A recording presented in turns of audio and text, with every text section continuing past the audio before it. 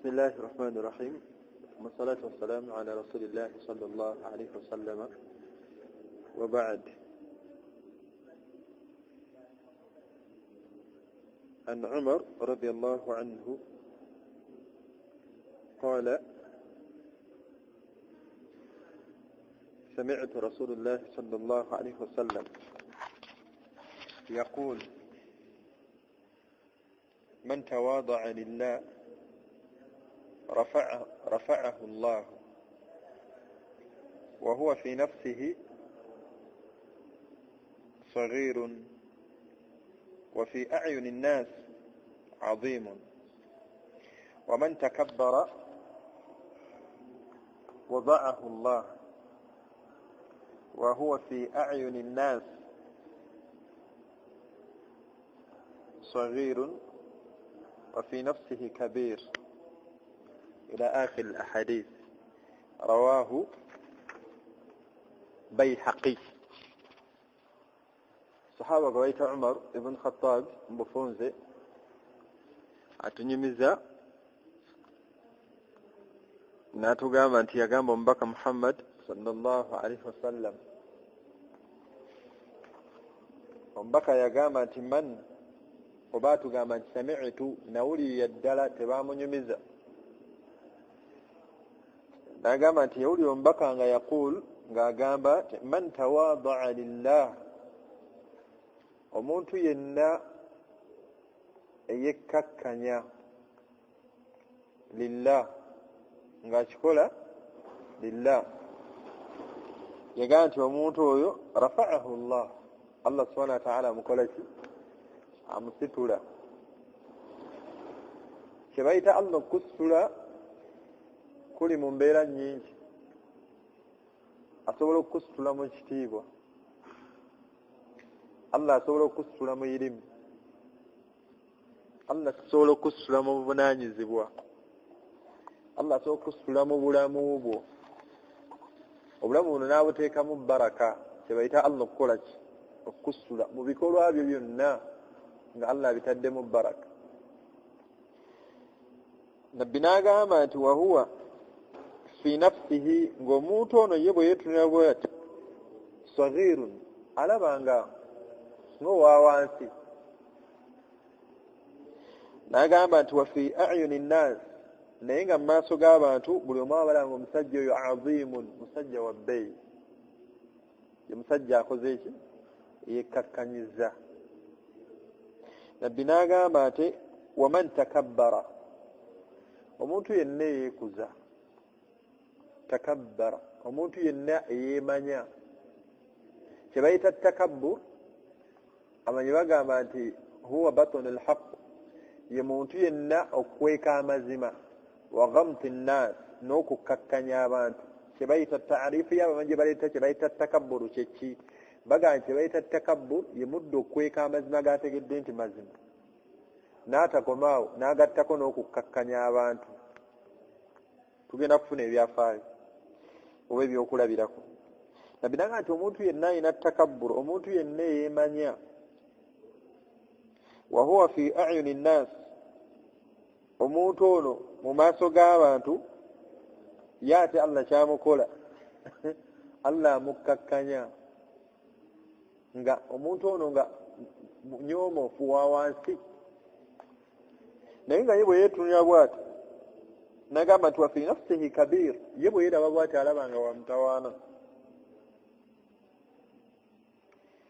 Hadiisi eno gyeggwera yeewuunyisa. Nabbi alina ebigambo bibiri bye yakozesa nga yeetaaga okusaba ennyo Allah ateeke mu bantu abekkakkanya lillah.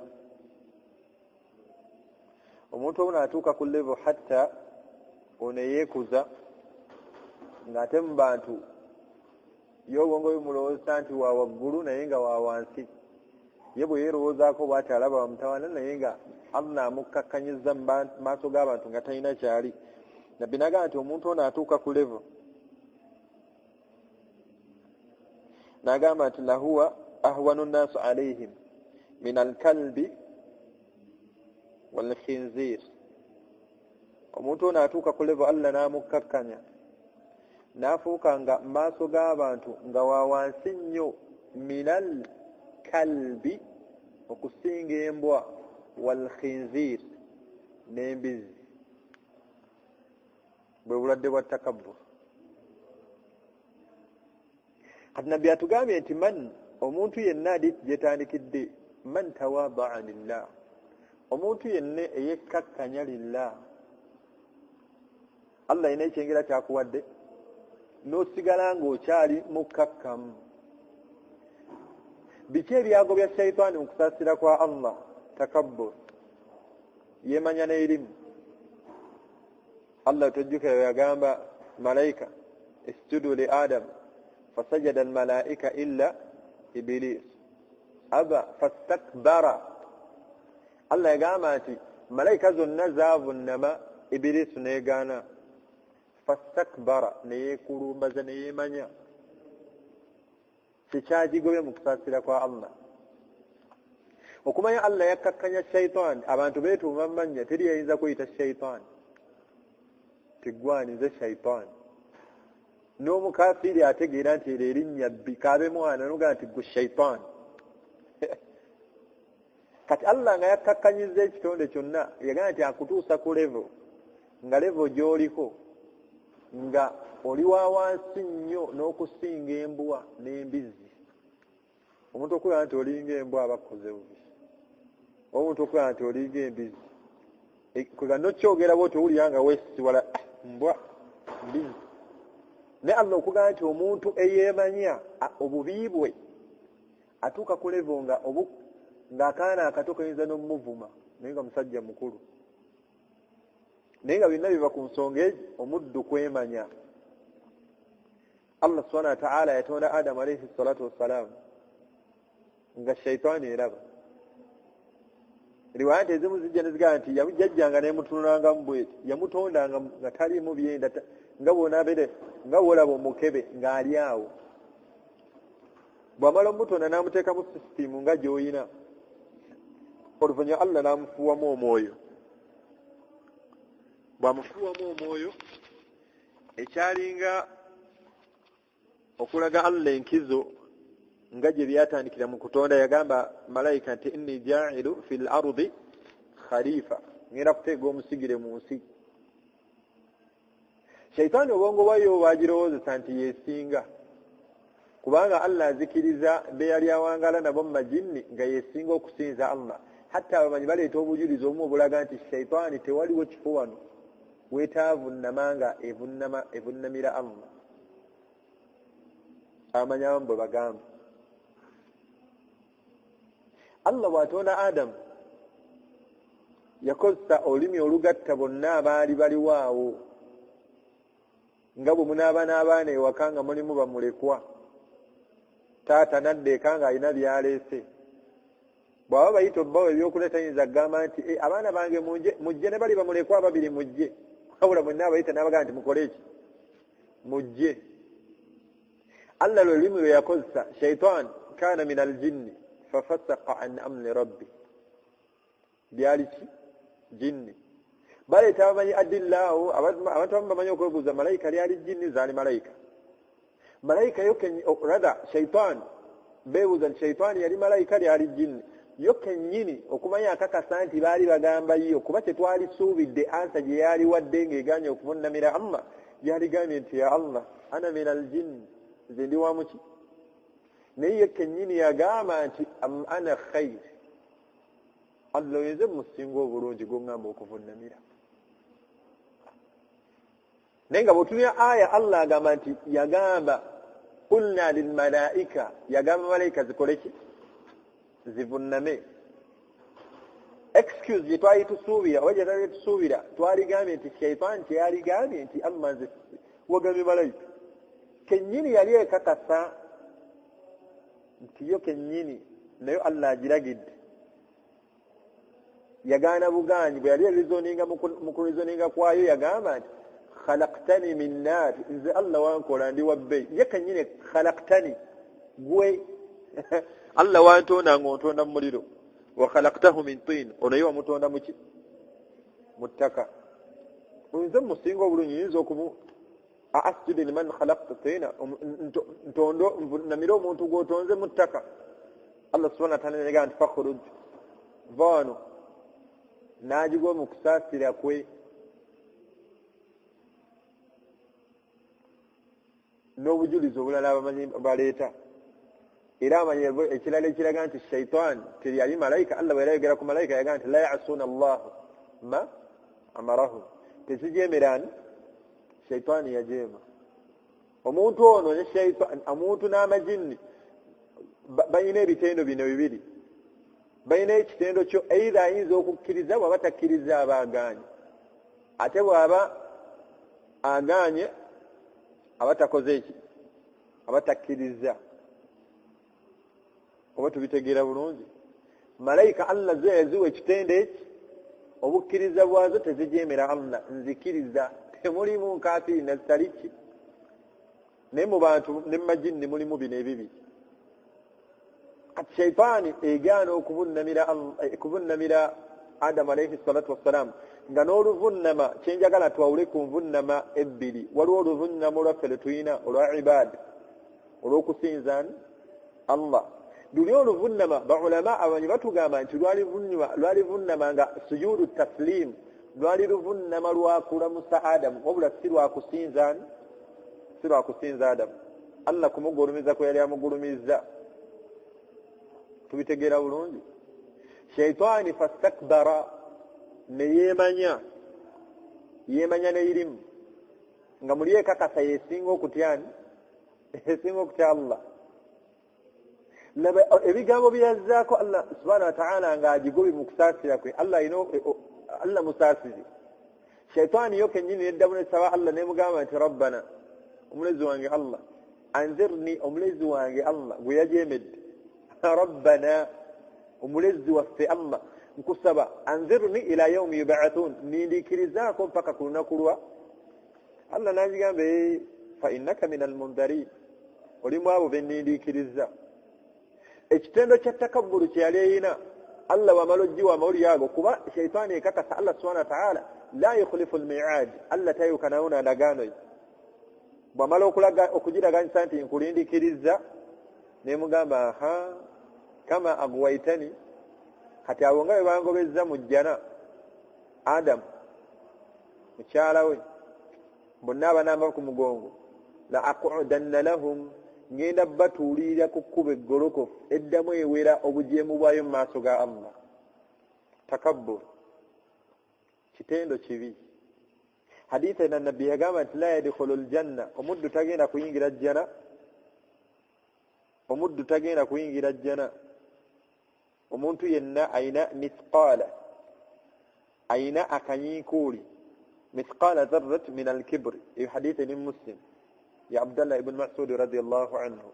Omuntu ayina akanyiikuuli ka takabbur tagenda kuyingira jjana. Abaddu beemanyi n'obulungi, era nga bwatunira bwati mu bakyala bonna alaba kati ye mweru.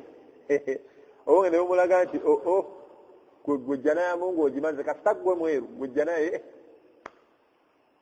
Bameka Allah abaddu bamirisizza ettaka nga balungi? Bameka Allah bamirisizza ettaka mu bulungi bwabwe? Tulina obugonvu bwa Yusuf alayhi salatu wassalam, okutya kwe yali atyamu Allah nga mulungi, muvubuka mulungi, n'abavubuka abaleera abasaze ebimemeya. Abaddu bambadde damage, simanya ddate, simanya feded, simanya bazisumya amannya ag'enjawulo. Kyali kimanyiddwa nti abambala empale enjulifu baba balalu. Leero osanga n'agenda mu ofiisi ng'abambadde empale ennuma erume kuno ku maviivi. Musono. Takabbur. Era ogenda nga omuvubuka agenda ajangira ati alinga atajja ku ttaka, abuukabuuka, alinga ayina ensanjabavu, fulayira eno wansi mu bisambi, empale eringa gyakozemu khala. Takabbur. Allah we yatuke alongoosa obuwangazi waffe atugjamu ekitendo ky'okwemanya. Lukumaani ng'alaamira atujjukiza Allah ebigambo Lukumaani byalaamira mutabani we, yamugamba nti wala tamshi fil ardi marha, tutambula ku nsi nga ozimba. namuwa ne bino ebibiri ne bw'onaazimba ne bw'onaamenyeka innaka lan takhliqa al-ardu wa lan tablugha al-jibala yamugamba nti toyinza mutabani wange Lukumani agamba mutabani we mwana wange toyinza ne bw'onaazimba ne bw'onaamenyeka ng'otambula obuuka obawunsinga ensi eno toyinza gireetako yadde olwatika n'ekkovu likusinga ekkovu nga lyayisaawo totegeera nti ekkovu lyayiseewo naye bameka abaategeddewo wayise ng'ojja ku muzikiti buli mwabuuza oba wayise kageeti keeno oba kalyango keeno oba namugamba nti ate wala ntabilugha aljibaal era ne woonaatambula nga weekasuka mu bbanga otambula omenyeka bano abakyala bba atambula engalo ziri bwezi balabe cutex gwatadde ku ki ajula kukwata abantu mu kamwa atambula. Allah atusomesa mu Qur'an agamba nti omuddu amalala gonna g'oyina toyinza kuwanvuwa kusukka lusozi oli mumpi toyinza kuwanvuwa kusinga lusozi beera mukkakkamu nabbi kyatugambye hadithi ya Abu Huraira nti omuntu yenna man tawaada'a lillah omuntu yenna yekkakkanya lillah gwe kakkanye lillah yagamba nti omuntu akola ekyo rafa'ahu Allah omuntu oyo amusitula omuntu oyo Allah amusitula tuli Allah we yagamba nabbi we wahfid janahaka liman ittaba'aka akmilu minal juza sheikh liman ittaba'aka minal mu'minin Allah yamugamba nti Muhammad beera mukkakkamu kakkanya janahaka amugamba janaha biba biwawaatiro tubitegeera buli nga wala biwawaatiro byaki by'ekinyonyi amakulu amugamba nti tokitwalanga nti oli wa ttabbu gwagamba nabbi alina cepa esinga mu duniya muno nabbi ne Allah mugamba nti beera mukkakkamu. Aisha radiyallahu anha dumu abasajja bamubuuza nti wange tuli omubaka ng'asiriikiridde mu nju yo aba akola ki naga nti omubaka aba atuyambako okufumba n'atuyambako okwoza ku bintu n'atuyambako okusiimuula noonya haaji afaanana bw'atyo noonya haaji afaanana bw'atyo ng'asobola okudda ewaka n'akayanira emmere naye nga yanywedde caayi breakfast ku mulimu n'alya akatogo ku lansi n'alya omusooli olw'eggulo n'ekikopo ky'obuugi mujjaamu n'alya gonja n'amenvu alinga nnyenya bw'atuuka ewaka n'akaabira obugaati bwe yaleese temupadde bugaati musaamu amaaso sanga omusajja ataliimu nsonyi ng'atudde bw'ati alaba mawulire agaliko enfuufu naye ng'eno caayi ayiika bw'ayombesa kacaayi ono ani agenda omugjaku gw'omaamira magi ena caayi ayiika omukazi eri omwana akaaba eri nterayo n'amazzi g'okunaaba no simanya wagataddeyo jangu onkyusize ku remote emuli wano jangu onkyusize ku TV tetubeeranga abadde abafaanana bwe batyo asajjala twegendereze ya mu Busiraamu abantu nga bafumbo okunya olugoye lwa mukyalawo tolina kyovaako ate in fact sunna nkulu nnyo mu Busiraamu omubaka yayambanga ku bakyala be omubaka yakwatanga ekikapu n'akwata ekkubo n'agenda n'agula neyeetikka omutwe ogulimu Qur'an gwe yeetisiza eŋŋano ne butto byajja mu katale ono ogutalimu yadde yasaruna alaba wattabu katalla kyamugamba nti Muhammad beera mukkakkamu wa innaka ala khulqil azim gwasinga empisa kati nabbi kyatugamba mu hadiisi eno abange tukkakkanye beera mukkakkamu eri atusinga okusoma Qur'an omubaka Muhammad sallama nga mukkakkamu Qur'an yemugamba kuba mukkakkamu naye noonya afizi omukkakkamu gwemenya afizi ogwo gw'omanyi nti mukkakkamu kuba abafizi kati balina ennyambala yaabwe kwobalabira fiitingi balina enkofiira zino ze banyiganyiga be bati ku mutwe era bwakulaba ng'ojambadde asooka kubuuza mpozi oli afizi kati enkofiira ogikozesaaki bw'oba toli era ogulona emikwano gyanyumye nabo bano abayasana natanyumya nabo naye ng'ensobi zokka zalina mu Qur'an singa Qur'an yali yakwogera yamugambye nvaako tonsoma beera mukkakkamu basahaba batugamba nti watunyanga basahaba Ibn Abbas omusajja omu basahaba amwogerako naga nti watunyanga Ibn Abbas bwoti ng'olaba Qur'ani etambula tumu Ibn Abbas yafuluma ng'abantu bamuteega ku mulyango nti Ibn Abbas mbulya aya eno etegeeza ki gwe noonyaya kunoonya muvunira aya hafizu wakwata olinga kasuku Allah yagamba nti kamathalu lhimari yahmilu lasfara abantu abamu balinga boolaba obulogoyi keetikka ebyamaguzi naye nga tekamanyi valu ya bintu bye keetisse osobola okusanga hafizu ayenda naye hafizu tatena kweyita hafizu naye Ibn Abbas yatambulanga ng'abantu bajja bamugoberera wallahi nga musajja mutawadhi nga musajja mukkakkamu nga bonna bamuga Ibn Abbas aya dumu akwata ekkuba afuluma ewaka n'atunatuna eno mashariki magharibi talabayo naga leero tebangoberedde aba weta bwati akakoona ng'abantu balinga 100 buli omu alina aya gyayagala bamuvuunulire nawaga nti abange mwagala nti unnaye tukugobera twagala kuyigako leero batugoberera ku ki gwamanye ekibanira ky'omupiira gye kiri soko nyumize kasiri mukali kakoze kata eyirimu gye batunoonyako si aya oba hadithi abange tubeere bakkakkamu bw'abanga omubaka Allah amugamba kuba mukkakkamu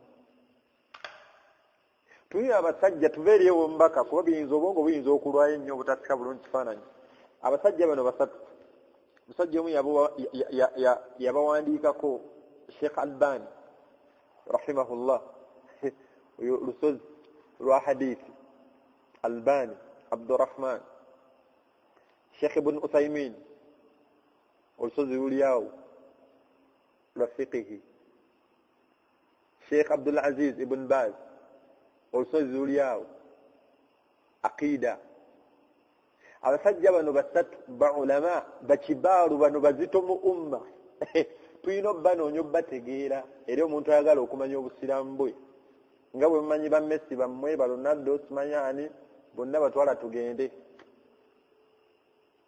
musajja omusanga aga mivule n'omupiira mivule awana musambi wa mupiira sente zayina togabanako yadde 10 naye ekijozi kye kyoyambala naye omubaka ku bigambo ebyo byokka ebigambo by'abasahaba ebigambo by'abamanyi byokka byeboogera bulungamu ebigambo byabwe bulungamu bano abasajja basatu basinkaganako mu hijja bagamba nti hijja eyasembayo ya Sheikh Albani hijja eyo giwulira Sheikh tetuyinza kuddamu gisanga eyo eyinza okuba enzibu bano ensozi za irimu zino essatu basinkaganako mu hijja Albani Ibn Uthaymin ne Ibn Baz hijja Albani gye yasembayo okukola ng'omuwandiisi bw'atugamba naye abasajja bano babeera mu mikolo gya hijja nga buli muntu abasinga babawulira buwulizi naye nga tebabamanyi Sheikh Albani yagamba eyo hadithi Sheikh Albani yagamba mufti Abdulaziz ibn Baz yagamba bwati Sheikh Uthaymin yagamba mu fiqhi sunna eyo tukola bwe tutema atema nga bawulira buwulizi muntu ng'obujulizi bwokka bwe yaleeta okuleeta ansa esembayo ku kulamula kwalamudde nyanja ya irimu naye abantu babeera bali mu hijja ne waba waliwo eyali abamanyi naga nti abange mukimanyi nti mu hijja eno mwe tuli tulinamu Sheikh Albani tulinamu Ibn Baz ne Ibn Uthaymin naga nti baliwa musajja n'abasongamu nti bali bwe mulaba bali abasatu oyo n'oyo wallahi ng'obasanga mu Arafa omusajja yagamba nti mu Arafa nga batuulawo n'olowooza bapiiza nti ba bulijjo noonya baseeka b'e Uganda abafaanana bwe batyo olaba bakayanira buzindaalo bwakwogera ku mufu nze soogedde ku mufu temundabye bawaana basuuta irimu wagisomeraani yagenda e Madiina okusoma naye ng'anoonya bitiibwa Uganda teyagenda kusoma lilla oba oliawo kuba singa aba yasoma lilla ebikolwa byo byali awukanye kwasomedde e Uganda naye basheekhe bano mbufunza emikolo gya hijja giggwa. Omusajja agamba nti ne tubafuna ng'emikolo gya hijja giwedde ne twagala tukozesa advantage eno tufune ebibuuzo bitubuuza mufti, kuba yali amiru w'olutuulo olwo yali mufti w'e Makka Abdul Aziz ibn Baz rahimahullah, nga y'amiru waabwe ye mufti. Ne babako ebibuuzo bye bamubuuza, naye wallahi omusajja yagamba nti ekibuuzo bwe kyajjanga nga amasala ga hadith nga bakibuuza mufti, nga mufti agamba Albani nti Albani munnanga abantu babuuza ku hadith, gwe tusinga okumanya hadith. Albani yalina okula abantu naye nga ebitabo byokka ebyeswala za nabbi nga hadith ezirimu azikakasizza Ibn Baz, naye Ibn Baz agamba nti Albani abasiraamu banukule. Mufti agamba ono, naye nga nono gwe balonda akakasiza ddala mufti ono kye bamubuuza akimanyi, lusozi lwa irimu, naye kennyini amukakasa amusinga irimu. Onaamugamba Ibn Baz agamba Albani yanukula abantu munaye hadithi gwe tusinga okuzimanya. Ffe leero bameka babuuzizza, kale nga bwendaba sigala oyo makuruufu, sigala kale talina buzibu, sigala omwenge ogwo gulimu ebirungi naye nga seeka dokutuulu nzikiriza okukola muloogi ne akola muloogi mpaka Allah bw'anaakuwa omulimu. Ntumbe n'omwenge, atunda omwenge tegulina mutawaana mpaka Allah bw'anaakuwa. Kikye bayita Allah okukugezesa, ogira olya ku haramu mpaka Allah bw'anaaleeta. Kikye bayita okugumiikiriza kugezesebwa kwa Allah mu bwavu, kunoonya bitiibwa mu bantu. Waman takabbara, nabbi kyatugamba hadithi nti n'omuntu yenna eyeemanya Allah subhanahu wa ta'ala amukkakkanya n'atuuka ku levo nga levo gy'aliko nga wa wansi nnyo okusinga alkalbi walkhanazi, nga wa wansi nnyo okusinga embwa n'embizzi. Hadith nabbi wagambye. Albani ayanuka ebibuuzo ebigenda mu layini ya hadith. Omusajja agamba nti ebibuuzo byajjanga nga babuuza ku fiqhi, kutegeera kukenkuka ensonga eno ogitegedde otya, n'obujulizi si ku ntegeerayo otegedde nga nabbi ne basahaba bwe baategeera.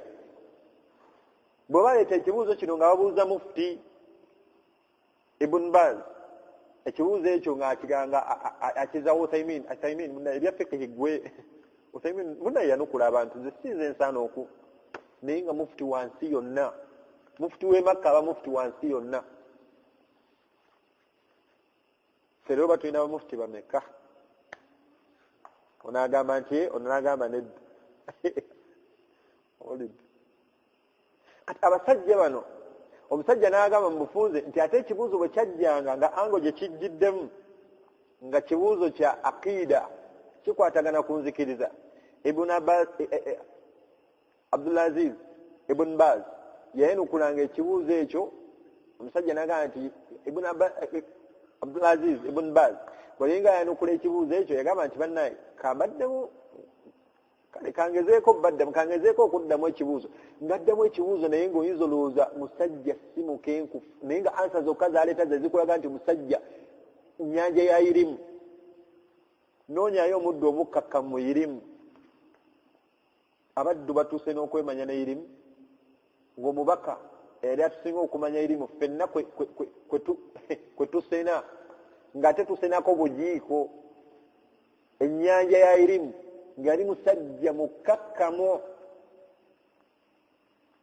Embaga we yanyumira ku basajja bano ababiri nga bali mu hijja, omusajja n'agamba nti bayanukula ebibuuzo byaffe, naye akaseera we kaatuuka esswala ya asiri n'etuuka, ffenna ne tusiriikira tulabe ku bana abasatu, ku Albani, Uthaymin, Ibn Baz, ku bana ani agenda okusaaza esswala ya dhuhuri. Ku bana abasatu ffenna twasiika tulabe ani agenda okusaaza esswala ya dhuhuri, Albani, Uthaymin oba mufti Ibn Baz. Omwazini n'ayazina n'akima esswala, amala okukima esswala baseeka bonna ne balemera mu layini, n'akwata akazindalo n'akawa mufti ye mukulembeze imam ati mufti Ibn Baz n'agamba la nze siyinza kunyumya mu swala nga Uthaymin ne Albani muli wano naye nga bano bonna bano ababiri bakakasa nti mufti ono ffenna yatusinga bakwata akazinda mufti amugamba nti kawe Uthaymin n'agamba rahimahullah siyinza kunyumya mu swala mu maaso basaaza nga Albani ne Ibn Baz muli wano nze mbasaaze nze Uthaymin waabwe abasajja bakwata akazinda babakawo Albani akagaana agamba nti sebo Ibn Baz gwe mufuti nze ndi muyizi Uthaymin agamba nti sebo mufti ffe tuli bayizi tusaaze mufti wakwata akazina n'agamba Albani nti Albani gwe tusinga okumanya hadithi za nabbi yayogera ekigambo ekyasooka nga tanogera ekyo yagamba nti abange tuve mu kayana ffenna mu Qur'ani sawaa ffenna mu Qur'ani twenkana hafizu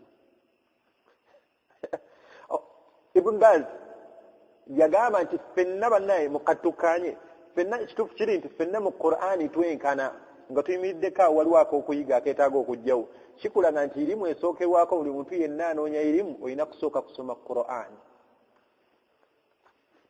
kizibu nnyo okusanga ku basajja bwe boogerako mu taarikhi abaali abamanyi ng'ali tamanyi kusoma Qur'ani leero osanga seeka naye ng'akuba essimu owange aya eno eri luddawa omanyi ngenda kusaaza khutuba naye aya eno simanye bali basookanga kukwata Qur'an nga irimu esookebwako erina kuba Qur'an kuba irimu yonna we tugirabira obutuufu bwayo erina okubeera ng'ejja nga teyawukana na Qur'an terimu kubagana tuyinza okusanga hadithi nga baalimbisa nabbi si yabyogera naye Qur'an aya ejja yeeyo yeyo tekyuka tegenda kukyuka terikyuka madama tisamawati wal ardh naye Ibn Baz abagamba nti abange Albani gwe tusinga okumanya hadithi za nabbi tusaaze ulira omusajja yekkakkanya mufti wa Saudi tetwogera ku beebutambala wa Saudi bwe yayogera ekigambo ekyo Albani mufti yayogedde Albani n'akwata akazindaala asaaze naye aba atandika okusaaza n'abuuza ekibuuzo kino nti abange mbaswaze swala ya nabbi oba okhaffif oba mbawewulire mbasaaze swala mufti Ibn Baz amuddamu amugamba nti Albani animna ya sheikh tuyigirize nabbi yali asaala ate ffe situmanyi nabbi we yali asaala ayingira dhuhuri abantu bonna bava mu dhuhuri nga bakakasa tebasaalangako swala efaanana bwetyo yabasaaza swala ya nabbi gwosaala yaani abange kakkana bye tukyanoonya okumanya nze naawe bingi nnyo mu ddiini muno bingi bye tutamanyi bingi bye tukolamu ensobi abange takabbur kitendo kibi eri ebitonde ate wa Allah walahu lkibiriyau fi samawati wal ardh eyo sifa ya Allah takabbur kitendo kibi eri ebitonde naye wa Allah ekyo kikye toyingira mu kitendo kya Allah almutakabbir yagulumira Allah wa waggulu Allah wa kitiibwa Allah obujjuvu bwa Allah ffenna tuli bakendeevu kati nabbi kyatugamba nti omuntu yenna bwe wekkakkanya lillah Allah subhanahu wa ta'ala akusitula abaddu beemanyi ne ssente abaddu beemanyi n'obulangira n'obumbejja wama adraka gwinayo obujulizi bwonna nti nabbi yagamba oba Allah yagamba nti ab'okuyingira ejjana be bambejja gwinayo obujulizi bwonna nti Allah yagamba oba omubaka yagamba nti ab'okuyingira ejjana be balangira nti abakopi tebagenda kuyingira tewewunya hadithi y'omubaka gye yagamba yu'ta ar-rajul bagenda kuleeta omusajja ku qiyama min an'ami nnas nga ali mu bantu abaali balina ebyengera mu duniya muno ng'ali min ahli nnaari yawma alqiyama ng'omusajja yalina ssente nabbi yagamba nti bagenda kuleeta omusajja ku qiyama nga mu duniya muno yalina ssente si be muyita baddooni nga yina ssente nabbi naga nti bagenda kuleeta omusajja ono ku qiyama nga ze yafa tategeera Allah ne ssente ze ng'ali min ahli nnar wa mu bantu b'omuliro nabbi naga nti bagenda kukwata omusajja ono fayusbighu fi nnaari subgha bagenda mukwata bamukoze mu muliro olukoza lumu nga bw'onaakoze omugaati mu kyayi bamale bamuggyemu nabbi naga nti oluvannyuma bagenda kubuuza omusajja ono bamugabe nti wange musajja gwe hal ra'aita wali olabyeyeko akaseera konna akalungi mu dduniya muno wali obaddekoko mu bulamu obweyagaza mu dduniya muno nabbi naga nti omusajja ono olukoza lumu lwe bagenda omukoza mu jahannamu lugenda mwerabiza ebiyingira byonna bye yali alina agenda gamba nti wallahi Allah obwavu obwannuma ku dduniya kuno sibumanyi Allah subhanahu wa ta'ala yatugamba mu surati al-Baqara tuzuyina lilladhina kafaru al-hayatu ad-dunya bawundibwa abaddu abajemera Allah obulamu buno obw'edduniya wayaskharuna min alladhina amanu bajeja bakkakkanya olwa takabbulu gye balina bakkakkanya abakkiriza ne Allah yagamba nti walladhina ttaqaw fawqahum yawma alqiyama bano abaafa nga batidde Allah nga bakkakkamu tebeemanyi bagomu ku mateeka ga Allah bagenda kujjako qiyama nga be baawaggulu teweemanya na bulungi abange teweemanya na kikaakyo teweemanya na ssente Qaaruuna waali ssente ze teziyinza mumugasa bangi Allah bawadde ssente ku dduniya kuno nga tabaagala kutujjukira aya Allah gye yagamba nti falamma nasu ma dhukkiru bihi abaddu bwe beerabira amateeka ga Allah yagamba nti fatahna alayhim abwaaba kulli shay'in omuddu bw'ajeemera Allah ng'amugguyewo emiryango gy'ebyenfuna Abdussalam ayo gy'olidde tekomaawo oyinza mu bujeemu mulimu obugagga ne Allah yagamba nti hatta idha farihu bima utu akhadnahum baghta omusajja ono ne mulinda nga musanyufu ebyo byemuwadde yenna amegeredde yagamba nti akhadnahu baghta omusajja ono omukyala mukwata ekibwatukira ensi yonna ng'egamba kimukala abadde yakafuna ssente naye nga abadde muli wa bisiyaga abadde mutunzi wa njaga mayirungi ndiira muyaaye Allah n'amukwata ekibwatukira Firawuna yali yemanyi n'obukulembeze osanga ne kiyamaani wa kyalo nga yemanyi n'obwa kiyamaani Firawuna yali mukulembeze wa Misiri yonna mu bunene bwayo naye yayogera ekigambo eki Allah n'amukyawa malayika ne zimukyawa n'akakana ensi yonna n'emukyawa nga teri yayinza siwulyangayo muntu gwe bayita Firawuna kabe mukafiiri muze Firawuna buli omu yeekanga ati fiki yamukkakkanya Allah naye yayogera ekigambo kimulwa takabbulu gye yali alina yagamba nti ana rabbukum al-a'la nze Katonda wammwe wa waggulu Firawuna akuba emigga okutta mukazi we Asiya nga Asiya amugamba nti Firawuna nze nsula naawe toli Katonda yamukeeza ku miggo Asiya ongamba siri Katonda tommanyi kaka Firawuna obwa Katonda bukuvaawa weebaka n'ogeregeza ofuluuta obwa Katonda bukuvaawa Allah subhanahu wa ta'ala la ta'khudhuhu sinatun wala nawm Allah tasumagira teyeebaka Firawuna weebaka bagamba nti Firawuna kyaba atumye maama wa Asiya takabbulu gyalina mu mutwe nga nnene kyaba atumye maama wa Asiya naga nti wange genda oyogeremu ne muwalawo alina byayogera ebitansanyusa agamba siri Katonda maama wa Asiya bwe yajja nagamba Asiya mwana wange tutuleetera mitawaana tekimanyi nti bbaawo Katonda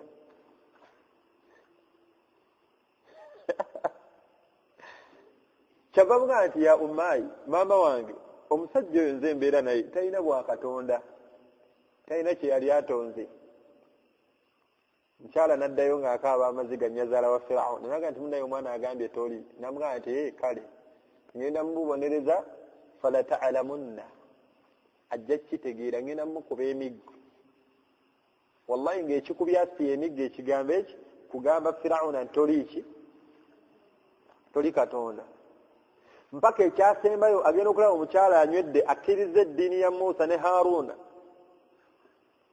n'amukwata n'amuteeka ku nkondo ze yakubanga ez'ennya ng'omugulu ogumu agusiba eri omulala eri omugulu omukono eri omulala omukono eri nakkuba emiggo naye ng'akuba mukazi we. Bagamba nti ekyasemba yabunzira Qur'ani abamu nga basoma aya eri aya Allah weereta ekifaananyi weyakuba ekifaananyi ky'abakkiriza n'agamba nti mura'ata Fir'aun mukyala waani إذ قالت رب ابن لي عندك بيت في الجنة ونجني من فرعون وعمل بيغamba aya bagamba nti Asiya Firauna yamukwata n'amusiba we yamusiba n'akwata ejjinja n'alimukuba omutwe alemedde ku by'okubutamuyita Katonda n'amukuba omutwe. Bagamba nti Asiya omutwe guno ng'agenda kufa feesi yonna eva mu musaayi. Omanyi kye bayita okukuba ejjinja nga tukutte mu feesi wabula nga bakuba nga abakuba omusota.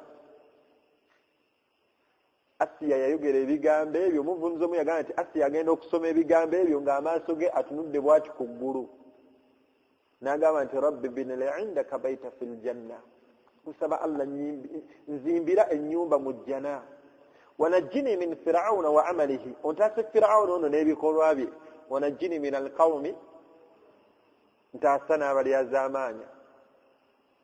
Omuwandiisi omu yagamba nti Asiya agenda okwogera ebigambo ebyo ng'asimayiringa naye nga bamukubye. Era Simayiro yawandiika ng'akomentinga ku kusimayiringa kwa Asiya kwe yaseka nti Allah yali amaliza omulaga olubiri lwamuteekedde mu jjana. Ku bonna ani yafuna ani yafiirwa? Asiya yafuna Fir'auna yafiirwa hatta al'ana Allah yagamba nti atba'nahum fi hadhihi ad-dunya la'ana. Era buli Fir'auna bamwogerako kigwanira eri omukkiriza ogamba nti la'natullahi alayhi.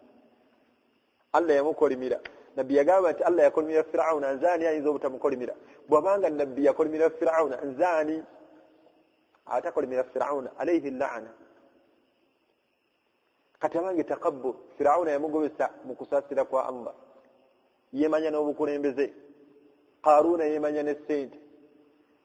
Bamugamba nti Qaruna kwata mu ssente Allah zaakuwadde onoonyemu daarul akhira ennyumba ey'emirembe saddaakako. Qaruna ono Allah yagamba nti kaana min qawmi Musa fabagha alayhi yali mu bantu ba Musa eri mu bani Israel naye ne yeemanya. Allah yali yamuwa kubala okutonotono n'ava eno mu baddu abaali bani Israel n'afuna omulimu mu lubiri ewa Fir'auna nga yabala emmaali ye n'omufuula minister of finance ali mu byansimbi akasente akayingiza yakategeera akamukama we. Babani Israel bagendangayo musaba ku ssente dira osanga omusiraamu Allah abadde tannamuwa ku ssente nga musajja mutawadhi mukakka mwasale Suarez Allah olumusira n'amutwala London taddamu kusaala. Baganda baffe bangi bagenze ku byeyo ng'olunaku lwe yalinnye Dubai lwe yakoma okusaala. Abaliyo bonna tebamumanyi n'amanya yagakyusa yeeyita Peter baleme mulemerako kuswala. Naye bameka abatuuse Dubai ne babadipotinga ne babakomyawo temubawulirangako. Bameka abagenze London n'akoma ku kisaawe ne bamutikka nga talina wadde ensawo. Naye ono Allah omuddu amuwadde obutebenkevu ali Dubai teri amunyeenya, ali London teri amunyeenya, ali Japan teri amunyeenya, ali Canada, ali mu Ethiopia. Ensi yonna ze bawangaalira mu Canada wa baganda baffe gye bali. Naye nga wallahi kyasasudde Allah takabbur tayagala kukola mirimu gya Allah. Tasaala, tasiiba, sunna tewali, tasaddaaka, talina mulimu gwonna gwakola okuggyako okwenda. Kasita yatuuka ku bakyala abazungu alabanga kati kuli halaali. Naye Qaruna yali mu bani Israel ne yeemanya ne ssente. Teweemanyanga ne ssente. Qaruna ono mbufunze nga mmaliriza bwe yeemanya ne ssente zino babani Israel bamuddinganye nti munnange Qaruna kwatemu ebyo Allah byakuwadde ofunemu ejjana. Ekigambo kyeyanukula bani Israel ekyalaga nti alina takabbur yagamba nti innama utiituhu ala ilmin indi. Zino ssente zennina nazifunira ku magezi gange. Allah omweze yampa ziriwa. Allah yagamba yampa ssente mmeka. wallahi takabburu mbi nabbi kyatugambye nti omuddu yenna ayina takabbur wallahi tagenda kuyingira jjana ya Allah yagamba nti mithqala omuddu ayina akanyiinkuliko okwemanya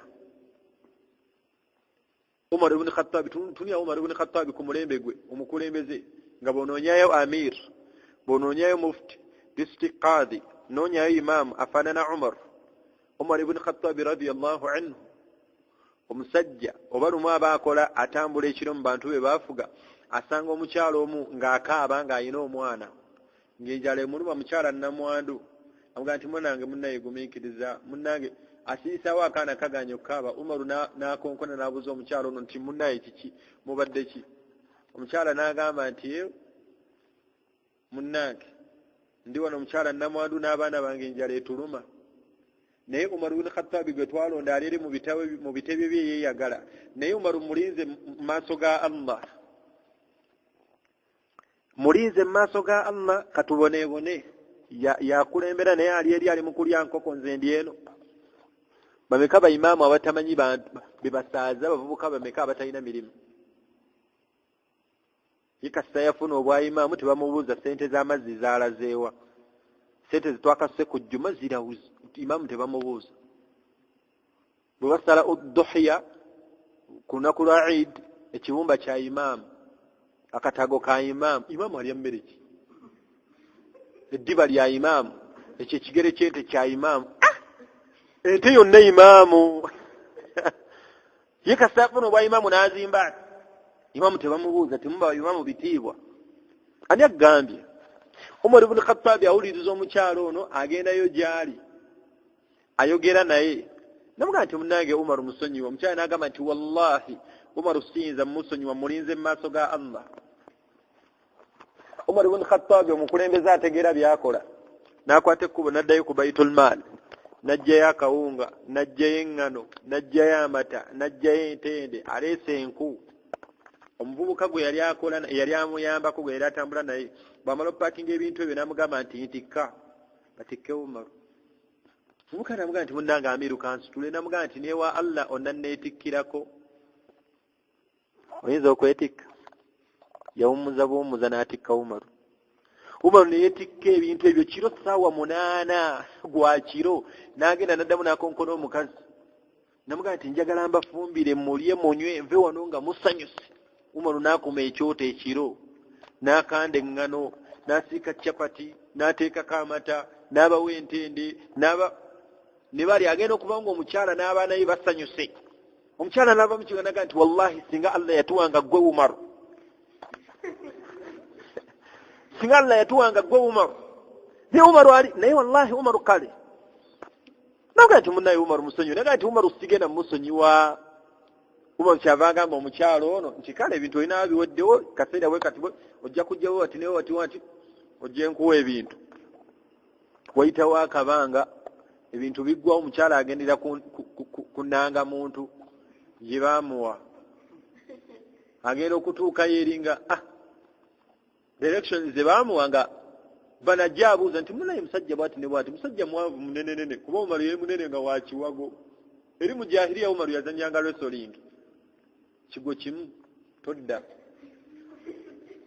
kati omusajja mukyalo najja describing omusajja ono bwati naga nti onoonya Umaru ibn Khattab naga atonyumiza Umaru wa mweze gwe noonya mumanyi mizanyumiza Umaru wano naga nti genda kale bona agenda n'oyingira agenda okuyingira bwati mu office bamulagiridde mu kaluumu nga Umaru atudde wansi ayina abasiraamu baalamula naga nti nnyo okomyewo omwana ali atya naga nti gwe Umaru naga nti munnange nze Umaru mukazi n'agamba butuufu Allah yatuwa amiru asaana okuba amiru mutuufu ddala gwe Umaru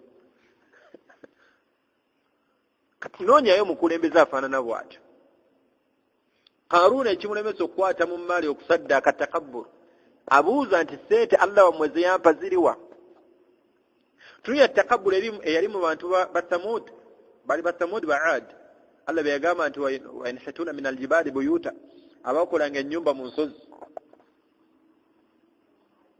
Baad nga abasajja nga akozesanga lobwati na lusozi size empuku ze tuyina leero nga ze bamenya ati kunoonya nsuuluulu naye babuuza nabbi waabwe nti man ashaddu minna quwa gwe Saleh tubuulire ani atusinga amaanyi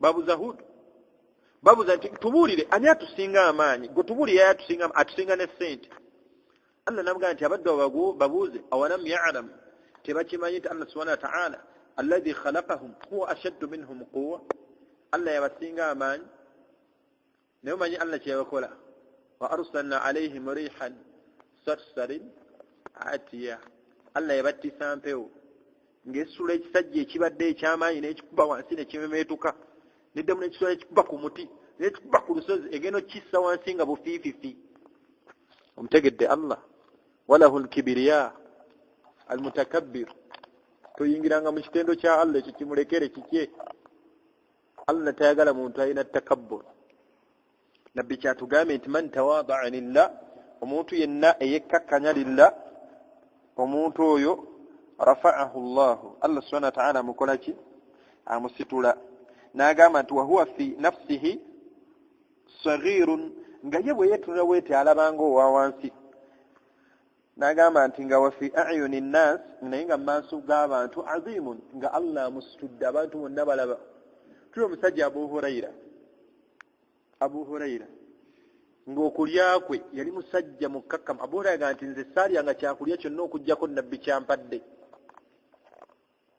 ng'enjala emuluma nemuttira mu muzikiti dumu enjala yamuluma n'agwa eri neyeesansabaga ne balowooza majinni nga njala naye aksaru sahaba riwaya yasinga okwogera hadith ne leero kati omuntu oyeyita mu hadith nga tolina hadithi za Abu Huraira ziwera 1000 oba okutte hadith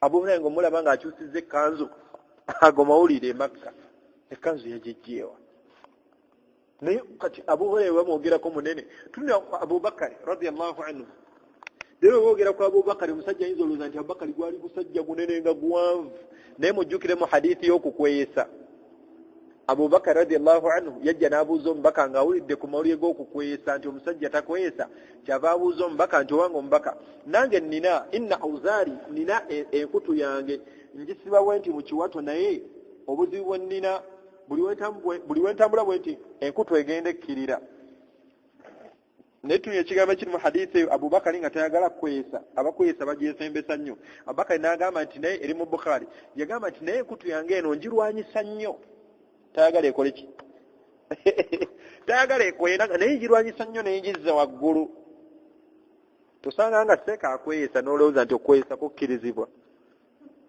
tetulina kugoberera seeka tugoberera nabbi seeka kyonna kyaleeta nga kikwatana n'ekya nabbi nga tukimuddiza seeka otulimbye tewategeera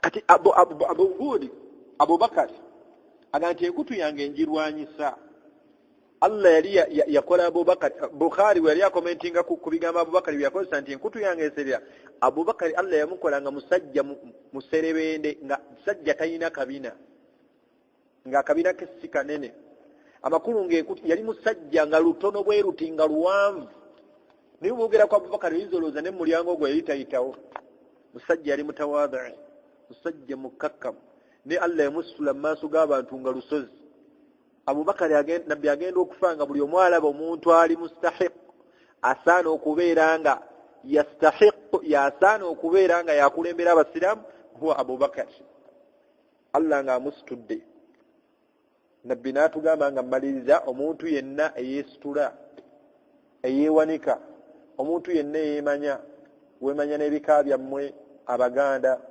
Omuganda bw'alaba omunyolo alaba nga atalina magezi era bw'alaba akakoko akabi agamba akakoko kanyola ako kayine n'omunyolo naye bw'abeera eri n'alaba embuzi etazaala embuzi ŋŋanda eyo baba bali awo n'omusoga n'ayingirawo bw'alaba embaata etabika bulungi naye embaata eyo nerabika eitha ŋŋanda erabika oba nnyolo bali awo obwongo buli mu kabaliya bulowooleza mu bika beemanyina bika nabbi yagamba nti man daa bida'wa aljahiliya omuntu yenna akoola abantu nga bakoolera ku bika fahuwa omuntu oyo agenda kubeera ku ntobo ya jahannama wansi sahaba omu ne kimuluma musajja wa kabaka n'agamba nti wa insalla owange omubaka lindako omuntu oyo newanabeera asaala wasaama nga n'okusiibaasiiba nabbi n'agamba nti wa in salla ne wanaaba asaala ne wanaaba asiiba wa zaama nga n'okweyita yeeyita nti musiraamu fahuwa kafir si musiraamu.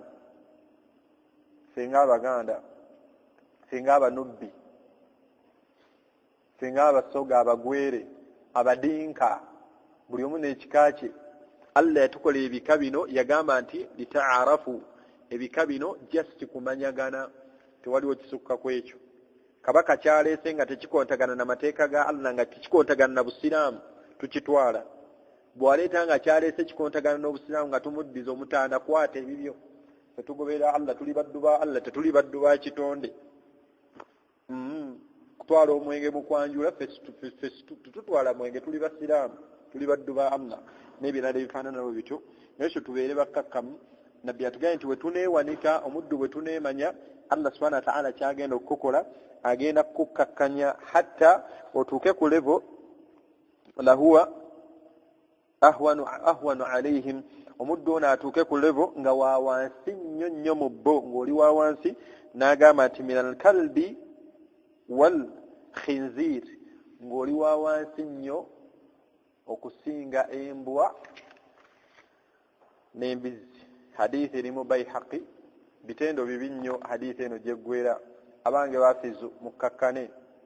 Qur'ani ekulagira kubeera mukkakkamu wabula si kwetakabbara. Buli w'onaakikola ekyo Allah subhanahu wa ta'ala ajja kukkakkanya. Afizu omu Allah yamukkakkanya, naye nga ne bwakwata bw'ati omuzindaalo istawu. Abantu bajula kugamba nti tugenda kujjuza wuutu nga bole tebaagala abasaazi. Allah asobola okukkakkanya nga teriyo ayagala kuddamu kkulya ng'osoma Qur'an. Ate Allah asobola okukusitula nga n'omuntu ne bw'aba ali eri busukka kkubo n'awulira nti gwe osaaze, emmotoka ejjula omusabula naye ng'ayagala jjo omusaaze. Kati soma lillah, kola lillah, ebisigadde obirekere Allah. Allah subhanahu wa ta'ala ajja kukola ki? Ajja kukusitula. سبحانك اللهم وبحمدك أشهد أن لا إله إلا أنت نستغفرك ونتوب إليك. السلام عليكم ورحمة الله وبركاته.